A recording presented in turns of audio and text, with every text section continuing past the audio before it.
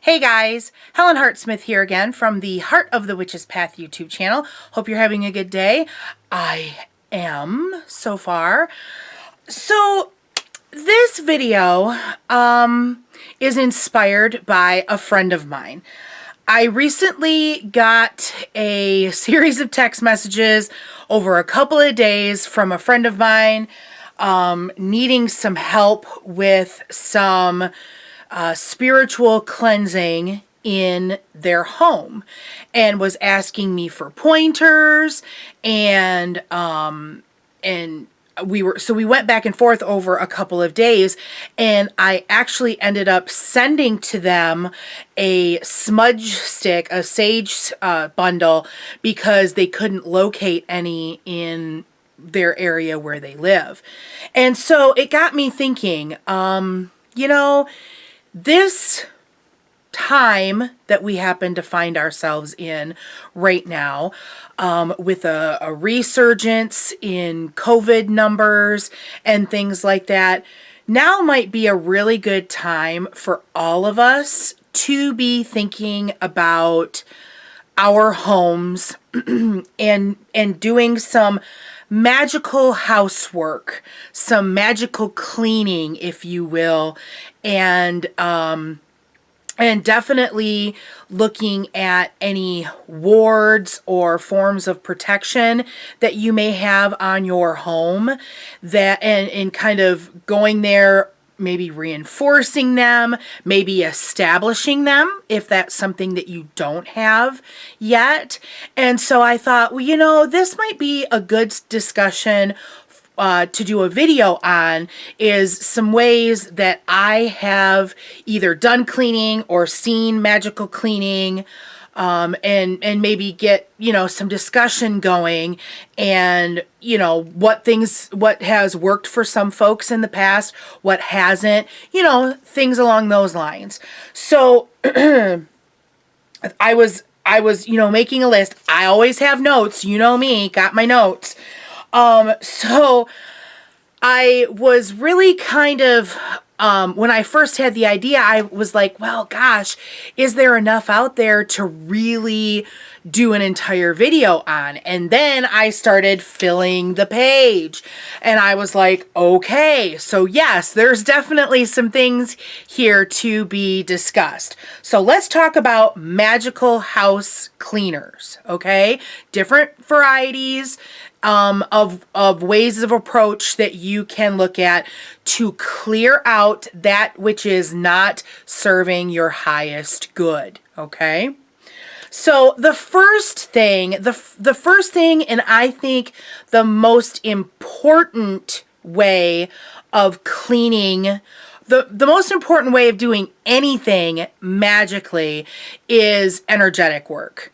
That is a bulk of what my magic is, doing energetic work, sending energy, using that to clear things out, using that to ground, things of that nature. So energetic, it's the most important, and it's really going to work hand in hand with all of the others that we are about to discuss. So as a witch, as a magic practitioner, then energetic manipulation for magical purposes is something that is your best tool. Mostly because you don't need any other tools, okay? So you can definitely clear a space with your will, with your energy, sweeping things away, okay? So that's definitely one way of cleaning out space. And I guess I should say, before I go any further, I'm trying to remember where I first heard this. When it comes to magically cleaning your house, you want to start at the space that is the furthest from your door. Okay, so in whatever form you're going to use, you want to start at that spot that is the furthest from the door. Now, if you happen to live in a one level, like a ranch style house, and say your door is in the middle of the house, then what you might want to do is start at one end of the house, work your way to the door, go to the other end, work your way to the door, and then take everything out. You could take everything out because things might like seep back. So you might want to do one half of the house to the door, get that energy out, go to the other side, bring that out, push it out. And one thing too, in case I forget to say this later, you want to take whatever energy that is not for your highest good, and you want to take it right off your property.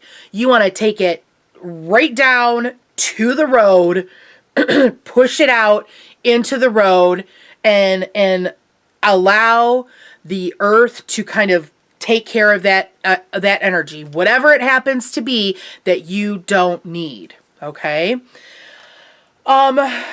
So energy. I'm trying to keep my thoughts organized here, and well, you never know how it's going to come out. So energy speaking, that's your main way, okay? Now the next one that I want to talk about is pretty popular, and that would be burning something, whether that be a stick of incense, whether that be sage or a sage bundle. And I guess like right now there is a great deal of debate within Wiccan communities about using sage and sage bundles because of cultural appropriation. And I'm not going to get into that kind of a discussion here because I'm just not going to. So sage is definitely a popular thing that you can use for clearing, cleansing space. So that is definitely something that you can use. Palo Santo is another one. Palo Santo is a bark, and I don't think I currently have any. Palo Santo is kind of like, from my experience, that is like the last thing. Like if nothing else works, you want to go to Palo Santo, and because that's kind of like the big guns, I guess, so to speak. And so I don't use that very often because I save that for situations where nothing else works and everything else has worked in the past. So I haven't had a need. I don't think I've ever used it, but that's my reserve basically.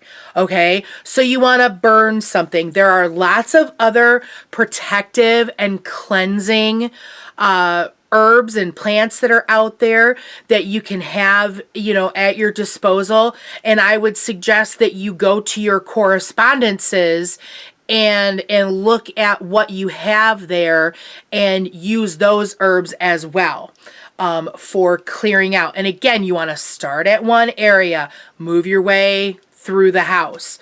So burning things, that is definitely a really popular way that it's almost like a go-to for a lot of people. Another thing that you can do, and I've used and suggested this many, many times, even to folks who are not necessarily pagan, but I've had friends that have a Christian background and they're moving into a new home, and they asked me, what can I do to clear out any energies from like the folks that either built it or the folks that lived there last or what have you. I always suggest to them to get a spray bottle. Okay, get a spray bottle, fill it with water, distilled water. If it's something that I would say to fill it to the point where you're going to use what you're going to make, if that makes sense. If you want to kind of make something that you want to store, then I would suggest using distilled water for sure, for certain. But if you're going through a fairly large house, then, you know, and you're using a 2-ounce bottle, for instance, you'll probably use that much in that time, so you might be able to get away with using simple tap water. But I would, you know, if you use tap water and don't use it all, then I would suggest dumping it, okay? Anyhow, water and fresh lemon juice. Get some lemons, cut them in half, squeeze that juice into the water, okay? And while you're doing that, you're thinking thoughts of clearing that which is not serving your highest good. That's like an ongoing theme for this video. Clearing out that which is not for your highest good, okay? So lemon and water. Very powerful, very cleaning, and very fresh scents that will be left in your space, okay? Now, you can also have some variation in something like that. Instead of fresh lemon juice, you could always use essential oils. I like citrus things for something like this because they leave the space fresh smelling.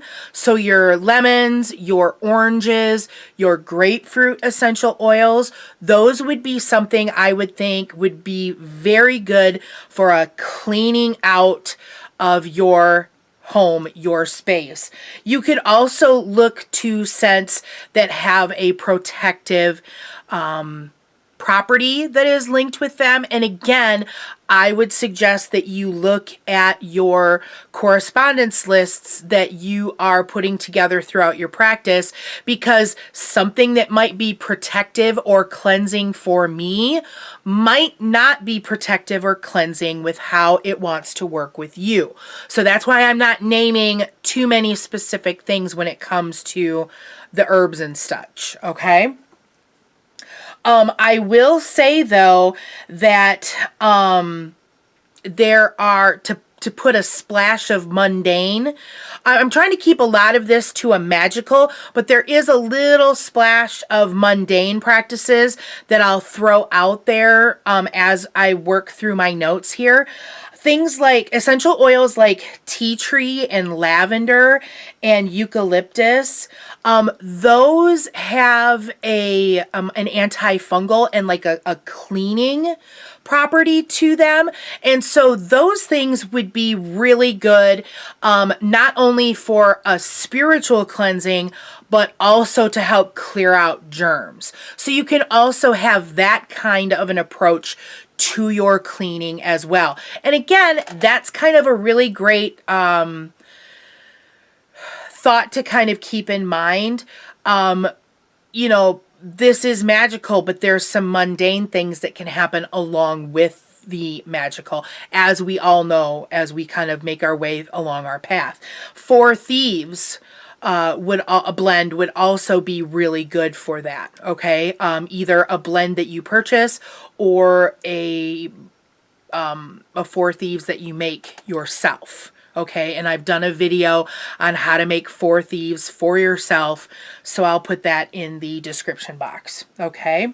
One thing that I will stress when it comes to using essential oils is that be aware if you have pets. I've really kind of dialed back my personal use of essential oils in things like diffusers and stuff like that, because we do have fur babies and their sense of smell is much more acute than ours are as humans. And so some essential oils are going to be toxic for your pets, and others might affect their sense of smell a lot more than ours. So like peppermint, while a great scent, can be very strong for our fur babies. So kind of have that in mind as you're doing any kind of magical work involving scent, okay? Now, you could also choose to, if you do have fur babies, you could choose to work with flower essences. And I know I haven't done a video on how to make flower essences, and it's really not the time of year to, unfortunately, to do something like that. But if you have flower essences, if you know about them, that is another thing that you could put into a magical cleansing, and that's not going to have any scent into it. Okay, so that is definitely something, a way to get around, because not only are our pets scent susceptible. Is that a thing?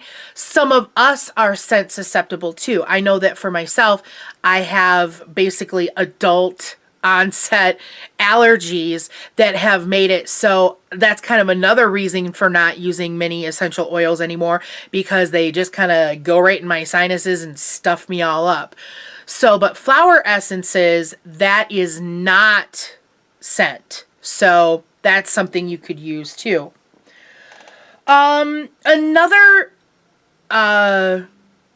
Another tool in your disposal that you can use for cleansing would be your guides. Turning to your guides and asking them for aid in magically cleaning out your space is definitely a great way of building relationships, maintaining relationships, however you want to look at it, with our guides. Be that plant guides, be that stone guides, angels, animals.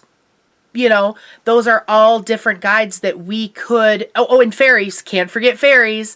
Those are all great guides that we can call upon for helping to clear out our home and have it so that we have a great sacred space within our home. Okay, so definitely tap into your guides for what route would be best for you to take to clear out.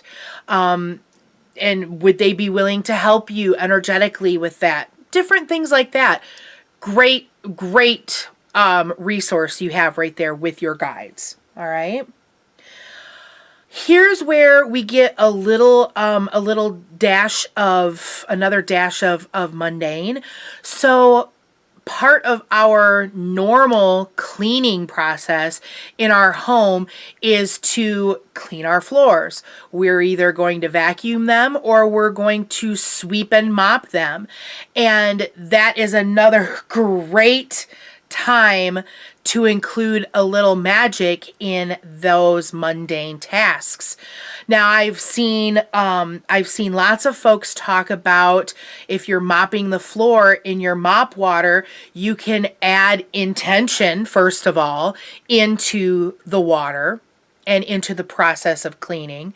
But you could also do things like adding some essential oils or some flower essences into that water for that magical purpose of cleansing. And again, your citruses, your four thieves, those types of scents would be great in a cleansing situation like that, of actually mopping the floor. Okay, or even swabbing down your cabinets. Okay.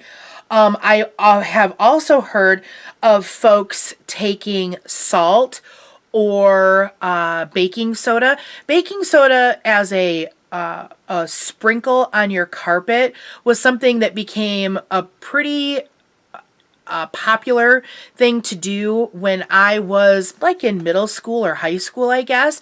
And I remember my mom purchasing these scented things that you sprinkle on your carpet and you let it sit and then you vacuum it and it made the air fresh.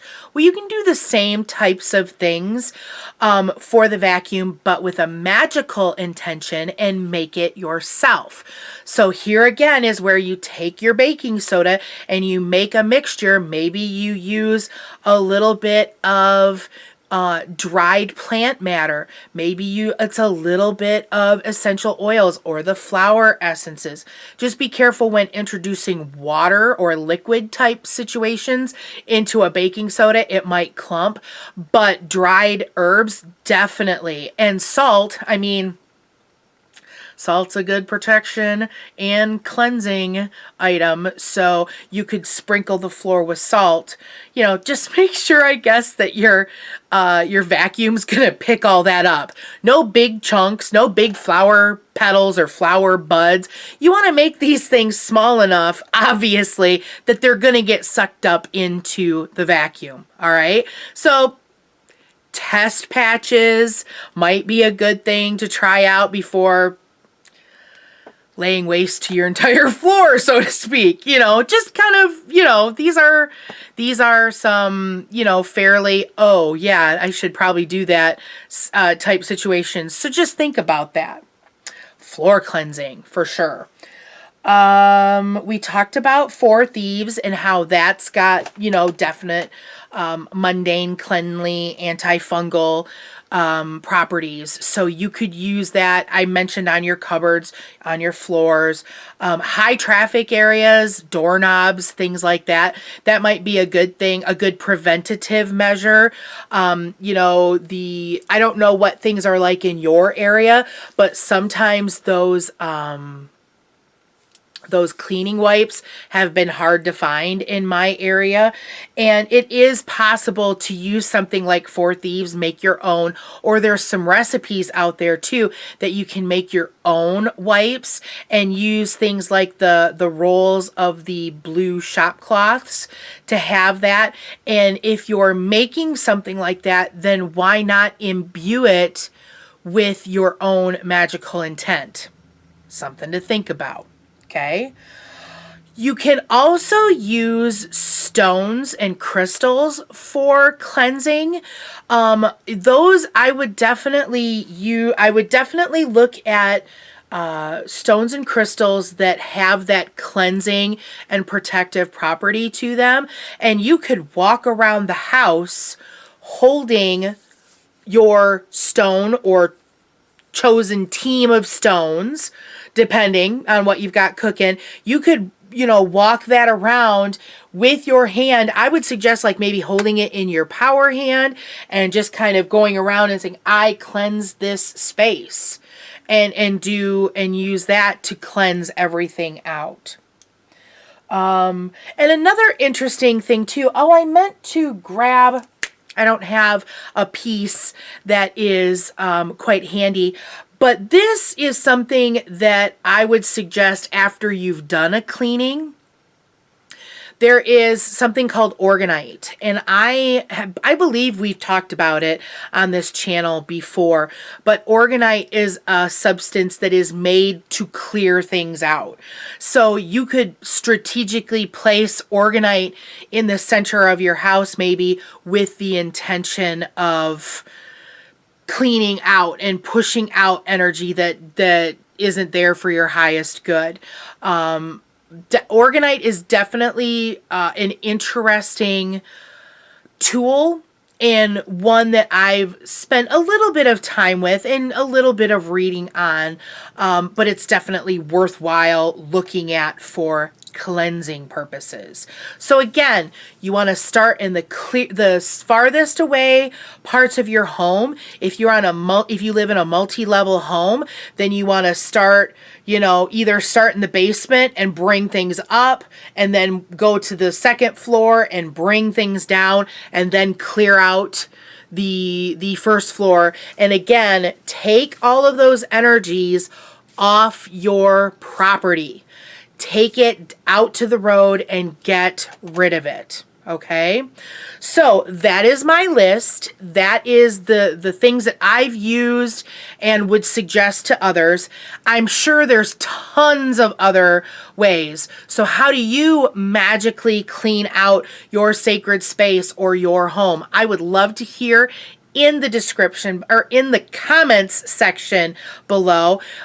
Please look in the description box for lots of links. I will link that the video that I talked about where we made 4 Thieves vinegar. I'll link that in there, and there's all sorts of links there for social media things like the Facebook page, Instagram, things of those natures.